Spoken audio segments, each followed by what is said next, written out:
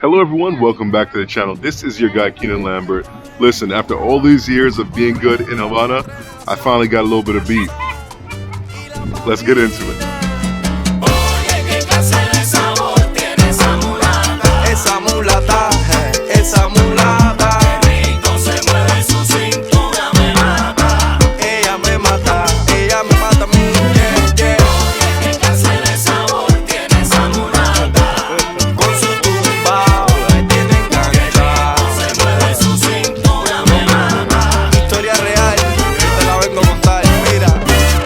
Cuando yo la conocí, caminando por La Habana, yo le dije, mami, dime, por favor, ¿cómo te llamas? Ella me dio su teléfono y su nombre era Ana, y esa noche nos fuimos. So a friend of mine, a dear friend of the channel, is actually in La Habana, cruising the streets as he normally does whenever he's in La Habana. And a young lady came upon him. And this young lady was giving her spiel, and he was like, all right, let me take your number, right? Of course, this is nighttime activities. And when she's in WhatsApp, she notices my name. She goes, oh, I know Keenan. And he goes, oh, okay, interesting. Okay, just give me a number, right? Now what she goes and does is, I guess she tells her brother, oh, that guy knows Keenan. And the brother runs down on my boy, right, and says, hey, he starts asking him questions. Where's Keenan at, etc., etc. Tell him I'm looking for him. Okay. Apologies, I had to switch sides. Some rain was actually hitting me in the face. So, just to be clear, there really wasn't much to it. I filmed her setting herself upon me and then asking me questions about what I'd be doing. And she wasn't alone. There were other individuals, two other individuals, or actually, maybe there were four other individuals who were in similar scenarios asking me, hey, what's up? I'll put that video in the description box below.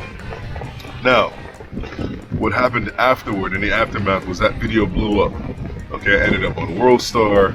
Snippets of it ended up in Cubanos del Mundo, right, which is a page that Cubans all over the world as well as in Cuba follow, and our interaction became popular.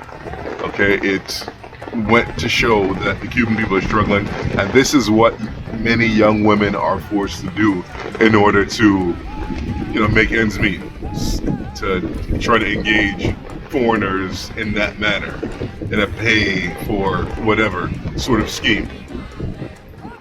Now, in our interaction, I made it very clear that I'm not interested in any of that, but I did open the door for maybe us filming some content together in the future. Now, ultimately, I ended up getting sidetracked and, wouldn't go back and, engage in to try to film something, maybe an interview of some sort. Never happened. After the video got popular, got big, she's texting me, Keenan, you have to delete the video. Keenan, you have to send me money. That way the police don't lock me up. What she was saying was I needed to send her, I believe it was $200, so that the police wouldn't keep her in jail. Now, I consulted some authorities in Cuba. Okay, not authorities, but I consulted lawyers, and they stated that text essentially was bogus. Okay, it was just her trying to devise a way to get money out of me. Okay, so let's fast forward a little bit to the future. In the weeks following that, she was telling me that her mother wanted to talk to me. She's getting ridiculed in the streets. People are laughing at her. Now, I mean, this is something that she openly does, right? And other individuals openly do on the streets of Havana. It's no secret. All right, I guess maybe there's some extended family that are essentially seeing it in real time, and then it's becoming something embarrassing. But there's literally no secrets. She was living in Mexico for a time, and then what I'm told is that her mother died, so now she has to come home to take care of her siblings. I'm pretty sure though her mother died before in one of her previous attempts to sort of knock money out of me, but. Okay, her parents, or her mom at least, is dead. And now she's back on the streets of Havana trying to take care of her siblings. As we know, the economy in Cuba is somewhat rough, okay? And money is not as easy to come by. So if you are accustomed to making money in ways that are rather, I can't call it easy. Maybe I have to call it unskilled, or maybe they're skilled, who knows, right? If you are accustomed to making money in such a fast nature, fast fashion, okay, it's very hard for you to go back to doing labor to earn wages that are lower than what you're accustomed to, right? That makes sense. So in the near future, I might have a situation where some 17-year-olds run down on your boy, and I have to end up putting in work in Cuba. Now, who knows how the legal system works? Okay, if tourists are, protected in a way, but it's not good for locals when they run down on tourists and start throwing arms. That's not something that Cuba wants. Cuba wants tourists to come and feel safe. As I've said in other videos, Cuba is the safest island in the Caribbean, in my experience, hands down. At this point, I would say that I have driven hundreds of thousands of dollars into the economy of Cuba. So, if young boy wants to run down on me, we can do that. We can do that and see whose side the government comes out on. Okay? To be fair, the only person that I've willfully slandered has been the ex-girlfriend, okay? The ex-girlfriend who was very likely for the streets, but that's a whole side situation. If her son wanted to run down on me, I would fully understand that, but I mean, he's like 11 and 90 pounds, so that wouldn't go very well for him at all. I will say this though, because of the poverty, because of their experiences as individuals growing up in the tough economic system that they grew up in, it leads to them, not all, right, but it leads to some people that you'll casually meet looking for ways to make money in ways that other people wouldn't necessarily do. Okay? So we say that Cubans are amazing people, they're beautiful, they're wonderful. Yes, but sometimes in that process, they also have their hand in your pocket as well. And it's something that I want you guys to be clear about.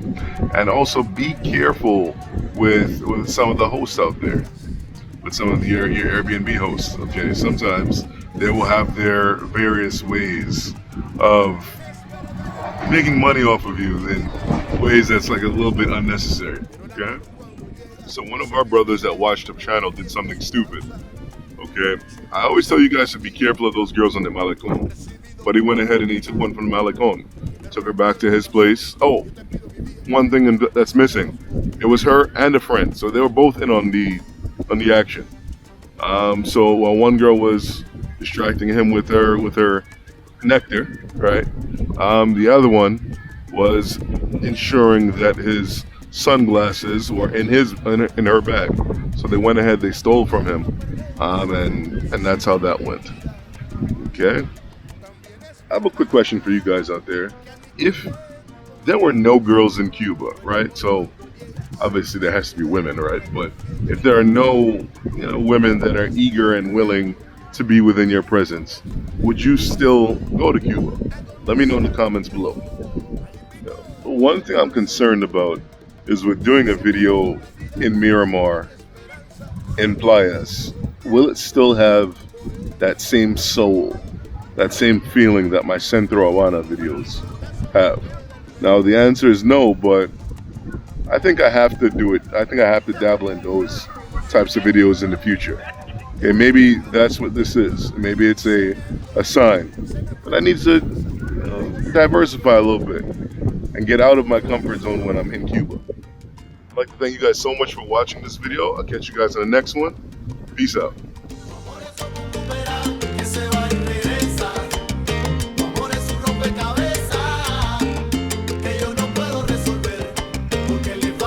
Sé que he fallado, sé que he sido un estúpido y estoy arrepentido.